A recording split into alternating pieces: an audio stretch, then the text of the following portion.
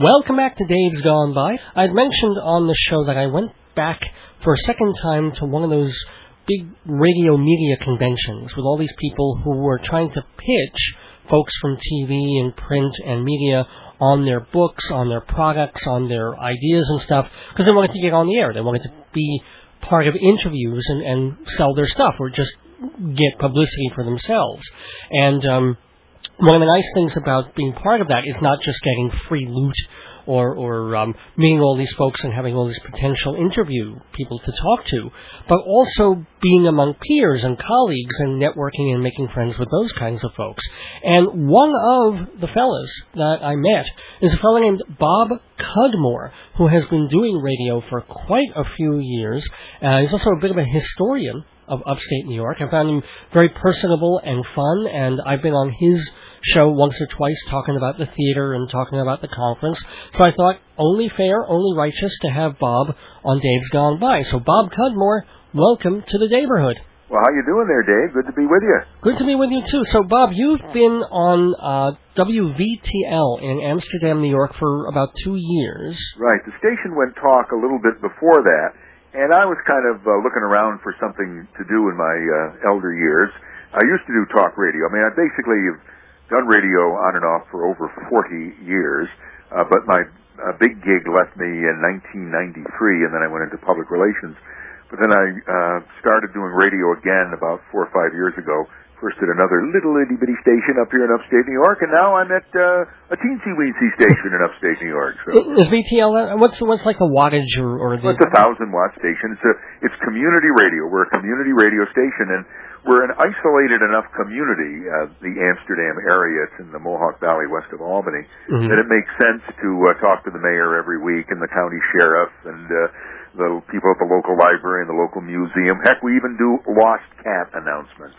I'm sorry, wash cap announcement? No, lost cats. Oh, lost cats. Oh, we could do those others, too, if you wanted. I hate to say it, but GBB, we haven't really done that in a long time, but back under the previous management, they would do that. If there was a dog or a lost thing, they would announce it every hour and ask all the different program hosts to kind of do a 30-second... We'll do anything. I mean, we're just trying to, secure some kind of audience, and it seems to be working out. I mean, I have an advantage in Amsterdam in that I'm from there. I don't, in fact, live there right now. I live about 15 miles away, but I'm a native of Amsterdam. My parents live there, and so on and so forth. And I know a lot about it. It's an interesting little city. It's almost like a little Brooklyn in that Amsterdam, in its own way, has been this melting pot over the years.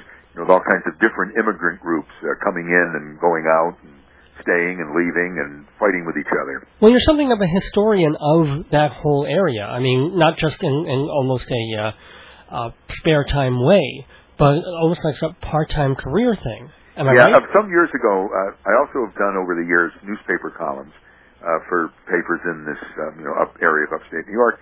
And I started writing about a city called Nero, New York, which is kind of my own version of Lake Wobegon, the Garrison Keillor place, except Nero's in upstate New York. And the name is pointed in that here upstate, we have a lot of those classical names, Syracuse and places like that were named after, Ithaca, the old Greek and Roman names. And the point of the Nero story was the people in Nero started the city so late that all the good names like Troy and Ithaca and Syracuse, they were all taken. So they thought Nero sounded good. It was only after they had the city signs up and everything they found out that Nero was a corrupt emperor who burned his city down. But then it was too late to replace the sign. Hey, don't forget, look, Queens has Flushing, so you guys are ahead of the game. There you go. I mean, or you heard some of the... But the thing about upstate New York, and it really kind of applies to my native city of Amsterdam, is that we're very depressed people. We're very negative people. Whatever the question upstate, the answer is no. You find that out when you come up here. It's like, I don't blame you as a compliment in upstate New York. We're just very negative. We don't think anything's ever going to work out because, the experience of most of us is that the mills moved out 50 years ago and nothing good has happened since. Are you at least near college towns? Not too near. In fact, Amsterdam may be one of the few. Nero's not near a college town for sure, but Amsterdam, my real hometown, is one of the few places I think in upstate New York that doesn't have a college. The nearest college is near Johnstown, which is about 10, 15 miles away. No, I'm sorry to be so ignorant about this, but is Nero made up, or is Nero real? Well, it's hard to tell, but it probably is made up. Okay, just checking on that. Because people do get confused about that. In fact, the paper I write for now always makes me put in a line that says it's a fictional city. But when I do the stuff on the radio, I try to take that out, and so that people really get the sense that it's it could be real or is real. And Israel is halfway across the globe. Sure, Israel is something else altogether. Although speaking of Israel or something like that, I told you about ethnic groups. Maybe I mentioned this to you. It's one of my stories about Amsterdam, that our most famous person is Jewish. That's Kirk Douglas, who was born Isur Danielovich, my father's old neighborhood. Amsterdam, New York. Oh my goodness. Okay. Yeah. Well, that's cool. Yeah, well, in fact, he wrote a book called The Ragman's Son, which he probably pointed out quite correctly that Amsterdam was quite an anti-Semitic city, or there certainly was that strain there, and that was true. Although over the years, the city has elected 2 Jewish mayors. Mazel Tov. And you said how many people are roughly in that area? Well, in Amsterdam right now, there's about 17,000, and when I was a kid, the population was something like twice that.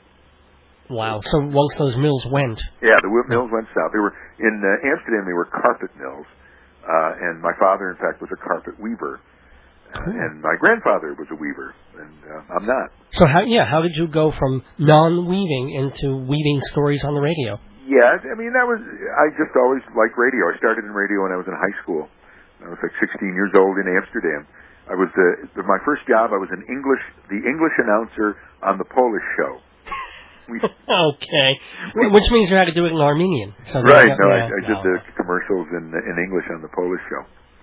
And it was about, what station was that? Well, that was the other station in town, WCSS by name. Which still exists? Yeah, they still exist. Oh, wow. In fact, it's funny, Amsterdam, oddly enough, is this little hot media market. We've got 2 radio stations, a daily paper, 2 other daily papers cover the city.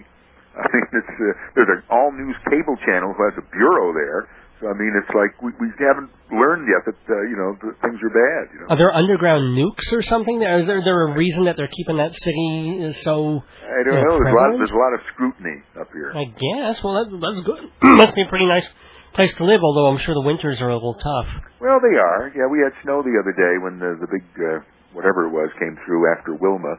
Right. But not that much snow. But I'm like a lot of people up here. I'm just obsessed with the weather. I watch all 3 or 4 or 5 of the TV weathermen that come out of the big TV stations in Albany. And whenever they start beating the drum, I kind of head down to the basement with my poodle dog and cower in the corner.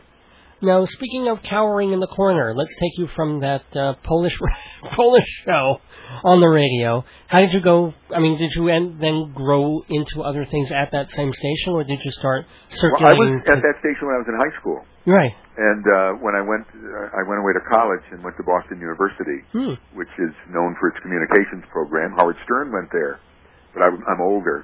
Right. And but I didn't study communication. I studied English literature because it was Vietnam. Also, I thought I became a teacher, I could not be drafted, but it turned out I failed the physical. And so after college, how did you fail? What did they find wrong? I was overweight and had high blood pressure. Of course, it probably had a lot to do with the donuts I had that morning and the 2 packs of cigarettes I smoked. But, right. It was almost like an Arlo Guthrie story. When I went for my physical, I think there were about 3 of us that passed. Everybody had some sort of an angle. Man, those days when they let you out for flat feet. Oh, I know. Well, they wouldn't do that then, but I knew I was in good shape when I got on the scale and the sergeant laughed. Oh, good. So, yeah, I guess if you're packing for like 2 weeks and just like binge, way back when. Yeah, I guess that was a great way to just sort of get out of it. Would you have been? Was that around what years would that have been? Did that keep you out of the wars? 67 or 68 that I was drafted. I was still in school. In fact, at Boston U, Boston U was a real hotbed of Eastern Seaboard radicalism. Cool. And people I went to school with, I wasn't particularly radical myself, but he was sort of never rose to the level of Abby Hoffman or those folks. I don't think, and maybe you've never heard of the man, but I know Abby. I never met Abby Hoffman, but I know Jerry Rubin. Our local radical was Ray Mungo, who was kind of sort of a friend of mine back when I was in college. He was the editor of the student paper, one of the first papers to call for the impeachment at LBJ.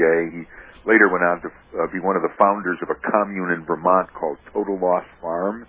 Oh, and boy. he also founded the Liberation News Service, or he's one of the people that was involved in that. He didn't poison 4,000 people with Kool-Aid, did he? Yeah, no. Now he's a stockbroker. He's a teacher and a gay rights activist out right. in California. I think he teaches English at a community college. So cool. those were sort of his glory days, I think, back at Boston U in the 60s. Were you had part this draft counselor then, who was regular Army, but he thought we should know all the rules about the draft, and so he had all the married students. I was married at the time.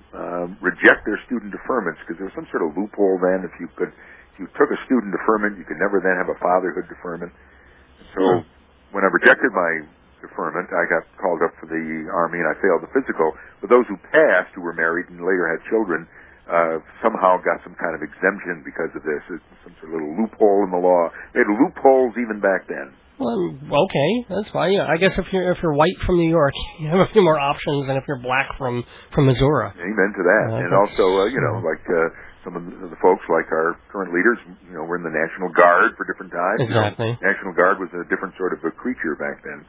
Hi, this is radio personality Bob Cudmore, and you're listening to Dave's Gone By on WGBB. Back to, out of the Army, into a microphone. Yeah, well, that's a weird. Yeah, I started work backwards in my career. After Boston University, I worked in radio in Boston.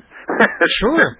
Then I left there and went to Pittsfield, Massachusetts, and lived there for a long time. Lived there for like 10, 11 years at a radio station in Pittsfield, WBEC, in the 1970s, and did the morning show there, and it was wonderful. Just loved it, and then what kind of show was it? Talk? Was it music? Yeah, talk and music. It was like talk was sort of evolving then. Mm-hmm. I would do kind of rather similar to the show I'm doing now, except it was back then, and it was, radio was a bigger deal then. I hate to say that, but it was true. I probably had never had as much fun or kind of impact on a community as I did on Pittsfield back in the 1970s. We had two little radio stations and ultimately three, and we're all competing like crazy, and it was just a lot of fun. Kind of like the days, I suppose, in New York City when they had the WABC and the WINS people competing with each other. So right. It was a lot of fun, but the only trouble was, and this is sort of typical of radio, there was no money in it. Oh. So eventually I looked around for something else, and then I found something else over in the Capital District, which is where I came from, of upstate New York. So my biggest gig was I worked at WGY in Albany, or technically in Schenectady. We used to actually say Schenectady back then, which is a 50,000 watt AM talk station. Yeah. It was Going Talk at the time, and I did the nighttime talk show basically until Rush Limbaugh and company arrived. And there were two problems with that. I worked there from 1980 to 1993 doing the nighttime talk show, and that was wonderful. It was really kind of the high point of my career in terms of being a big station, or reasonably large station. 50,000, that can, if they don't turn the amperage down, that'll bounce all the way to Kansas. Yeah, and it had a good name. It was one of America's oldest radio stations, and when it first was there, it was owned by General Electric, but then, like a lot of things in radio, it was bought and sold 16 ways to Sunday. Now it's owned by Clear Channel, but when I was, when the people that let me go, the place was basically bankrupt. They just had their kind of reverses, but how did Rush Limbaugh affect everything? Well, I think it happened to a lot of people in radio then. You were talking the early 90s, 1993. Stations in a fair amount of trouble. The ratings are kind of holding in maybe at night, but we aren't getting the shares. And the thing was, at the time, WGY was staffed round the clock with local hosts. And so they brought in Rush Limbaugh, but they had to pay for him. And so in large part to save money, and there are different versions about why I was fired, but I really think the basic thing was they just needed to save money because the money they were paying on Rush Limbaugh and other stations around the country were doing this. They just syndicated the nighttime because they had to pay Rush Limbaugh, but generally you didn't have to pay to get Tom Likas or whoever else you'd get at night, to be on the station. So that way they were able to save money and get a product, that would be useful. And also, I was not exactly the kind of direction that talk radio was going then. I wasn't a right-wing conservative. I tended to be more of a liberal New Yorker kind of person. So there was also that political aspect to it. And, here you were, I guess, at a certain point, middle age. You've been working in that market for, at one station you said you were there for about 10 years. How long were you at GY? 13 years. 13 years. Yeah, that was a good long time, established, right.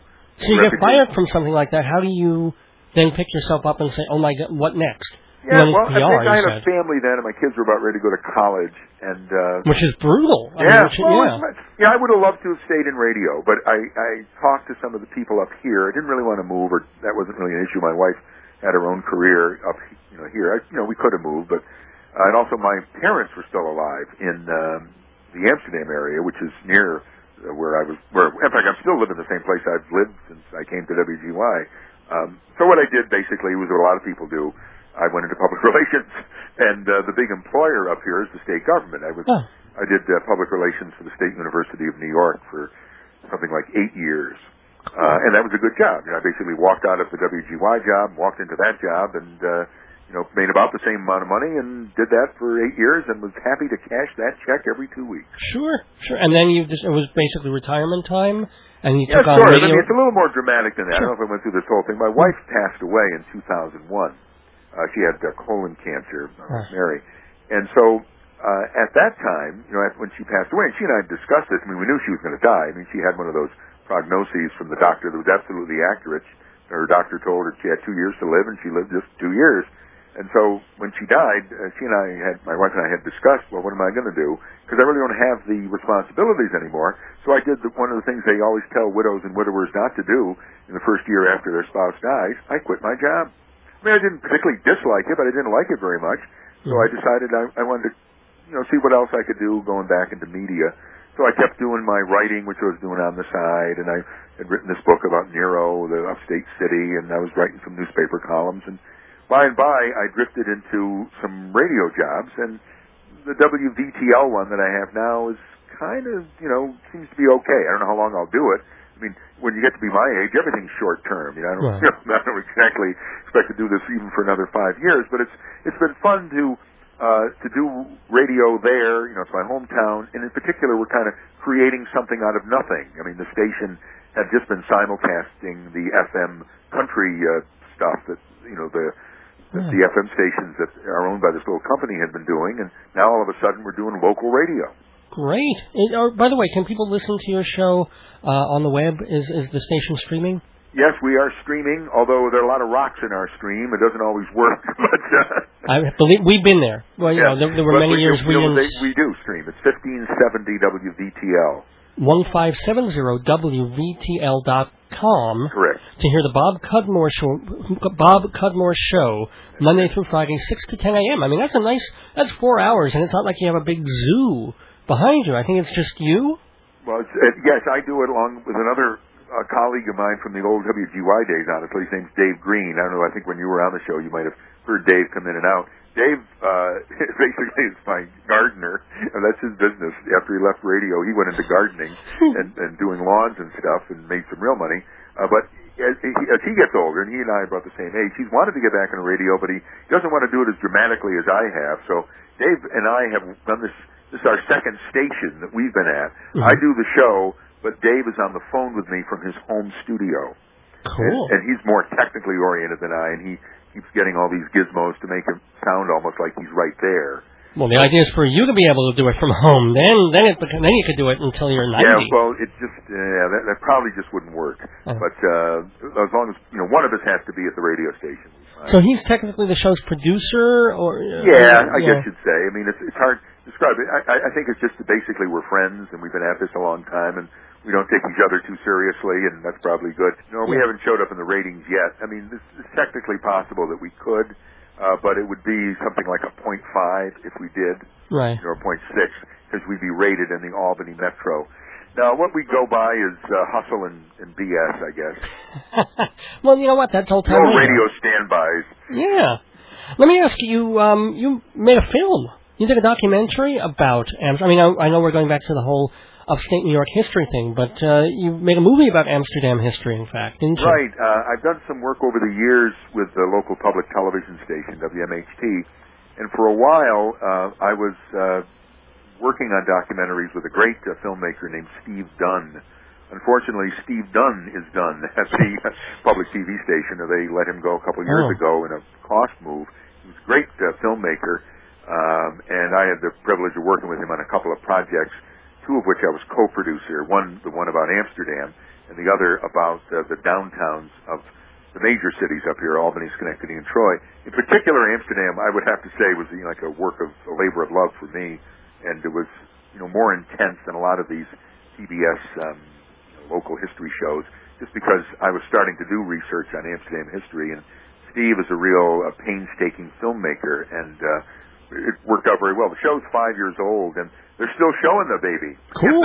Every time I turn around, it seems somebody's calling my talk show. Gee, Bob, I saw you last night, on Channel 17. Or WMHC, they don't call it 17. Well, the history doesn't change. I mean, it's still what true. you reported on back then, or what the stories that you told. Yeah, it was a real moneymaker for him. Good. For the public TV station, because Amsterdam was just thrilled to have a documentary done about it, and there was a lot of material there that hadn't been covered, the different ethnic groups, the Poles, the Italians, the Jews, the Latinos, and also the history of the carpet mills, and we even went back to colonial times, and we just did a lot of stuff. It was an epic. It took us over a year to make it. It was a 90-minute production. Were you behind the camera, or were you sort of? How? No, he was behind the camera. Okay. I was in front of it. I was the narrator, but I was also mainly the script writer. Cool. But he was the shooter, and he was also the editor. I mean, we even had a crew. I mean, he had another couple of guys actually shooting. It was great, and it was again a real privilege to work with Steve. It's too bad he can't get a place to practice his art, his craft anymore, because I used to tell him, I said, I sometimes think we're becoming like Gilbert and Sullivan. People thought of us together. Oh, Cudmore and Dunn and Cudmore. Had a lot of interesting things to say. Any disasters? Any like, oh my God? Yeah, well, yeah, there are. I can't really, put a name to them, but like the people, because I'm interested when they pitch me on a show. I'm mainly interested in stories or people that have something to say. So the worst thing for me is somebody who, it's just BS. They got nothing to say. It's like, go to my website at themillionairecode.com. And you'll find out. Okay. Yeah. I'm looking for some story. Like I talked to a woman today about how she visited all these baseball parks. I think she was from the publicity. Oh, was she good? Because I have her book, and I was thinking about. She was good. Cool. Yeah, I like practically anybody with a story, and I can hardly wait now. I've got the sex therapist coming on tomorrow. I'm sure you blocked out like a full half hour for her. Ready to go. What about famous people? Have you done? Well, especially when you were on the 50,000 Watt. Yeah, well, it's funny. Not not too many. I mean, I did, but I talked to people like Mario Cuomo, like the governor, but he would do a regular thing with him. I have interviewed Kirk Douglas over the years. Cool. The Amsterdam connection. And you interviewed him in Yiddish, which I thought was really good. That was an interesting thing. I only interviewed him for about 5 minutes, and that was. But it was interesting, and I've talked to Walter Lantz, the creator of Woody Woodpecker. Cool. I don't know. No, have you taped all these things, or did they just go into the ozone? I'm very bad at that. I'm probably better now. I'm saving more things now with digital audio, but I'd be hard put to find anything that I did years ago. Thousands of hours of shows, thousands of interviews. They're all gone. We'll count this among the archives because we'll preserve you here on Dave's Gone By. I want to thank so much Bob Cudmore. Please listen to his radio show. You can hear the Bob Cudmore Show on WVTL out of Amsterdam, New York. It's 1570 AM, 1570WVTL.com to listen on the Internet if you're not from upstate, so listen anywhere. Bob, I want to thank you so much for visiting the neighborhood. You've been a great guest. Well, thanks a lot, Dave. You have a good day. You too.